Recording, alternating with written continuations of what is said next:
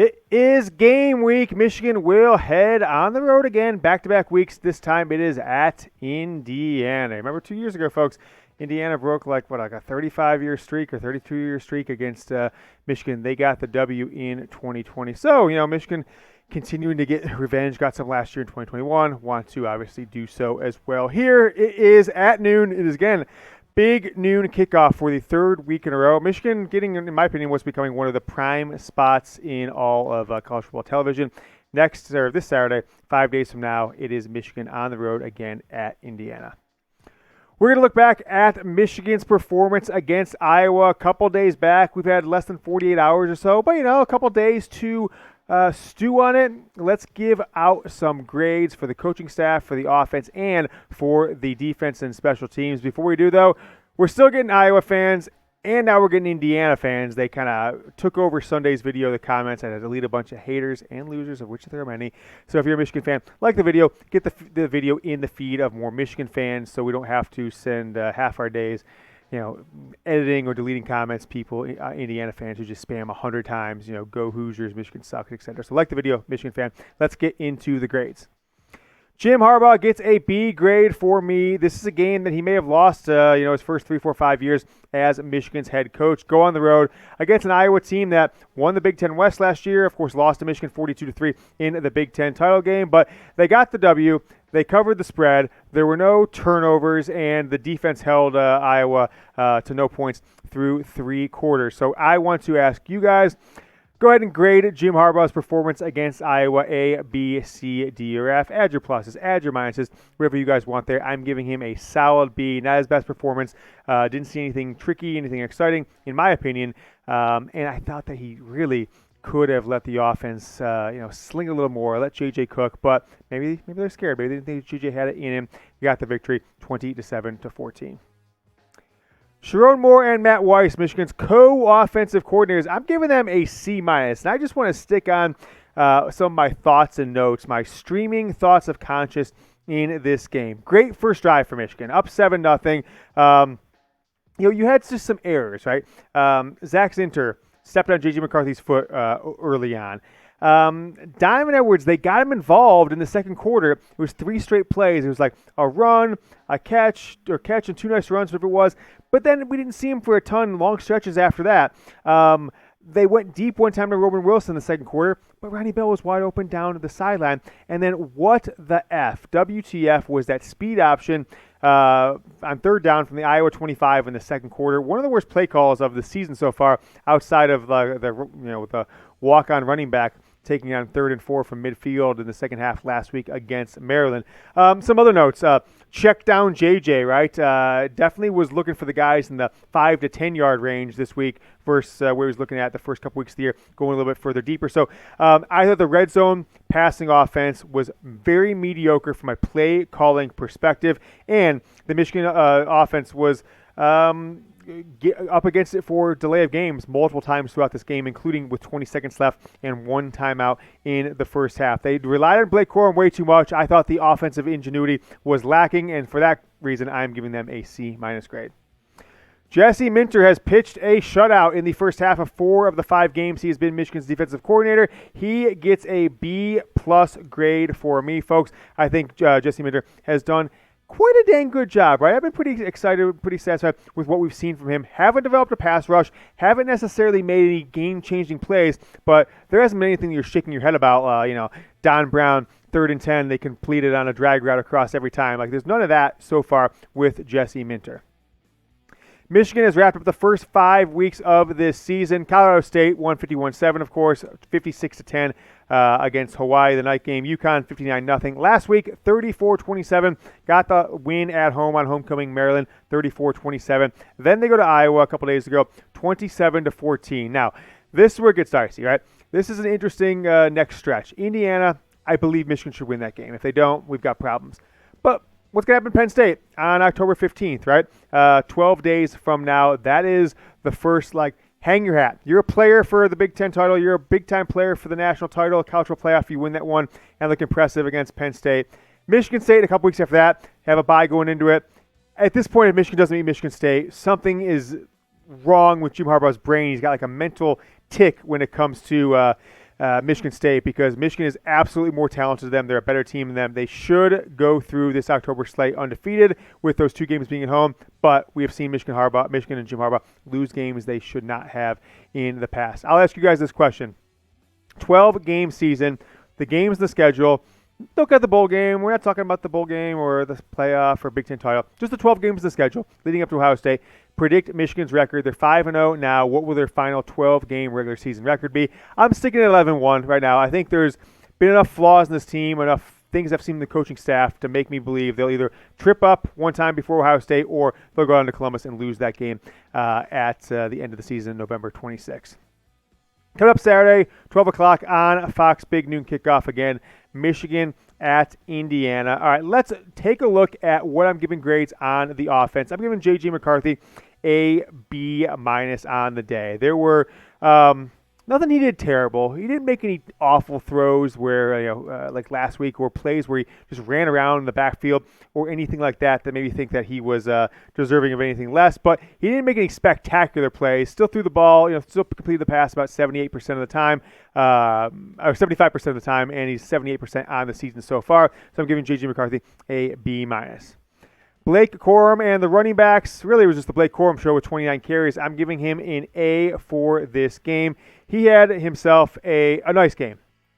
Really, though, in my opinion, it was more of a nice first half because Corum had 15 carries in the first half, 105 yards, but only had 26, 28 yards, something like that in the second half on 13 carries, which was disappointing for me to see that Michigan was still going to him at that high of a rate level, and Donovan Edwards just did not get involved for this team in the second half. So I said 29 carries, 133 yards on the day for Blake Corum. Donovan Edwards, 5 carries, 26 yards. Hell, Ronnie Bell got in there, 2 carries for, Edwards 5 for 29, Ronnie Bell 2 for 26, and that 1 touchdown. Corum did not do much after halftime, averaging a little over 2 yards per carry, but he did get that 1 touchdown. That was part of the difference in this ball game.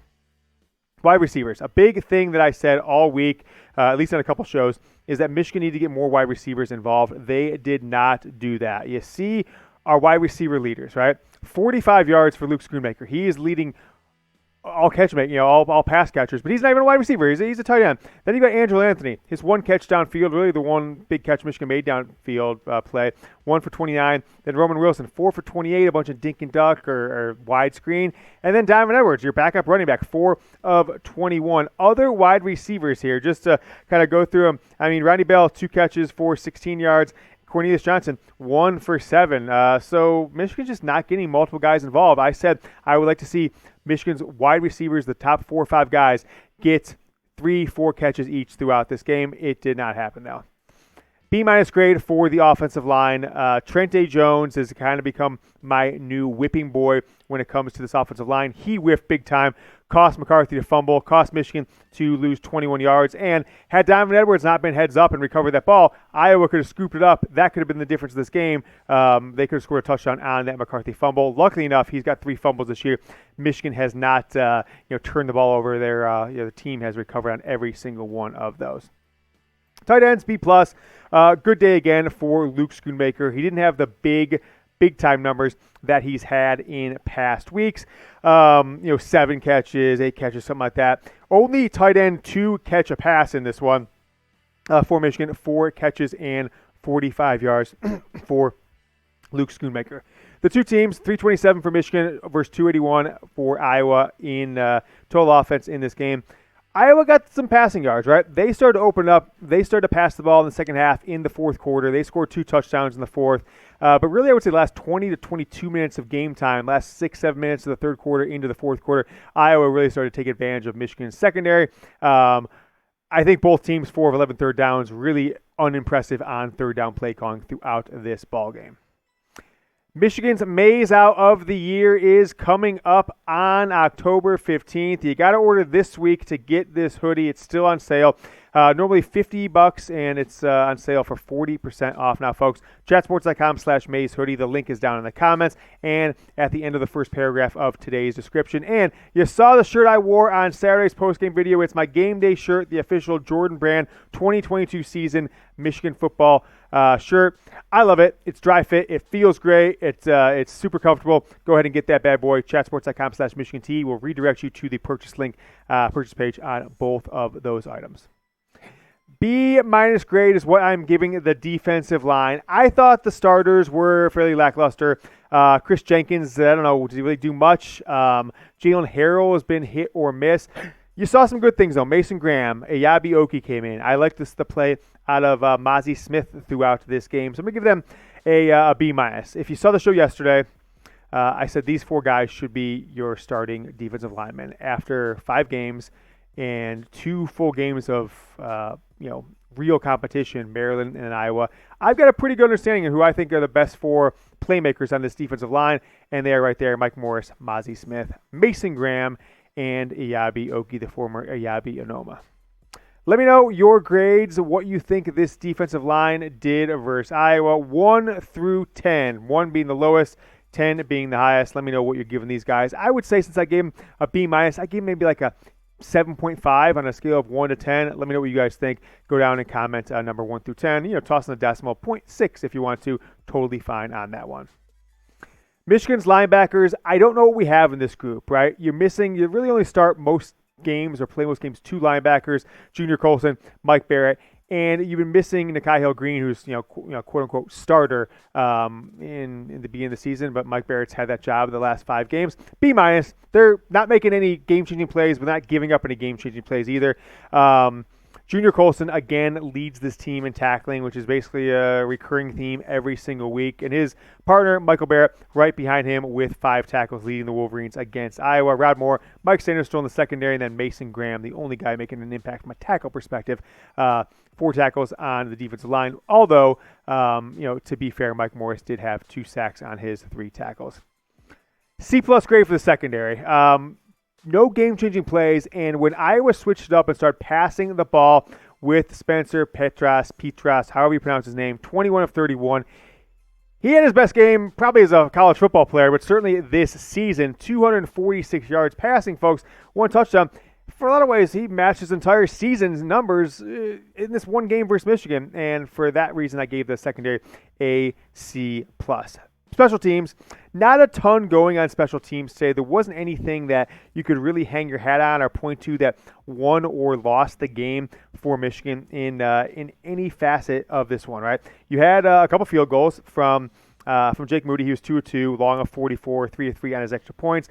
3 punt returns for 15 yards for A.J. Henning. No kick returns of note. Michigan didn't really turn the ball on those kick returns. So what can you say about the special teams? They had some okay punts, but I'm giving them a B+ grade for this game. Michigan beats Iowa 27-14. And we'll kind of start moving forward towards Indiana. Coming up tomorrow, we're going to have Michigan football rumors, a lot of stuff to talk about. And remember, we have got our T-shirt award, our T-shirt giveaway winner from last Wednesday's video, the person who commented the most on the 6,500 comments or so that we got on that video. Make sure you guys predict the score. Michigan headed on the road. Bloomington on Saturday. Big noon kickoff again. Predict the score down in the comments. Let me know who you think is going to win this one, what the score will be. Michigan at Indiana. Make sure to subscribe to the channel, folks. We'll be back tomorrow. Go Blue.